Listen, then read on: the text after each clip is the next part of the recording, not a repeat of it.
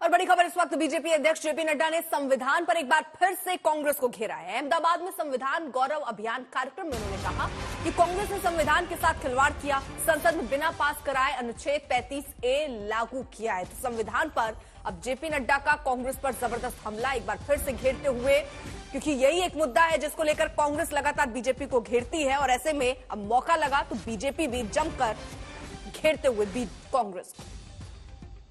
26 नवंबर 1949 को संविधान सभा ने ये भारत के संविधान को अडॉप्ट किया, यानी भारत के संविधान को स्वीकृति दी और भारत का संविधान 1950 26 जनवरी से लागू हुआ।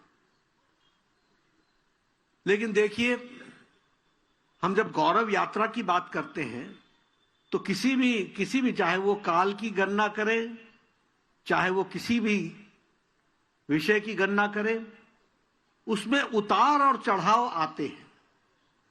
और हमको जब ये 75 साल की यात्रा याद करनी हो तो हमें 75 साल का इतिहास याद करना पड़ेगा, इसके उतार और चढ़ाव को याद करना पड़ेगा, इसके अमावस्या और पूर्णमासी को भी याद करना पड़ेगा। जेपी नड्डा ने संविधान के बहाने राहुल गांधी के इंडियन स्टेट वाले बयान पर भी जमकर घेरा।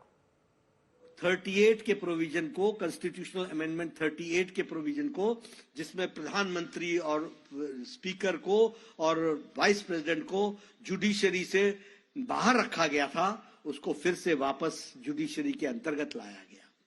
42nd अमेंडमेंट एक्ट के तहत जो ये कहा गया था कि संविधान की परीक्षा कोई कोर्ट नहीं कर सकता है, उसको वापस लिया गया और संविधान के दायरे को हमारे जुडिशरी के दायरे के अंदर लाने का काम हुआ। इस तरीके से हुआ।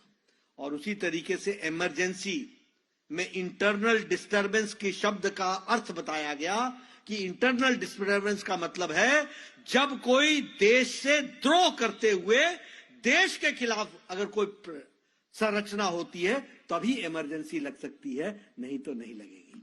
आज हमारे कांग्रेस के नेता fight against the Indian state, आपने सुना होगा, Rahul Gandhi fight against the Indian state बोलते हैं। इनको कोई न इतिहास की जानकारी है, न कोई इनको कोई लेना है न देना है।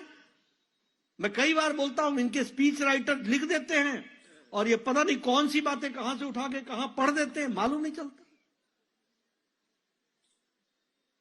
देशद्रोही, it is a fight against the Indian state. कैसी बातें कर देते हैं। लेकिन मित्रों, प्रधानमंत्री मोदी जी के नेतृत्व में धारा 370 समाप्त की गई, 35 से समाप्त किया गया।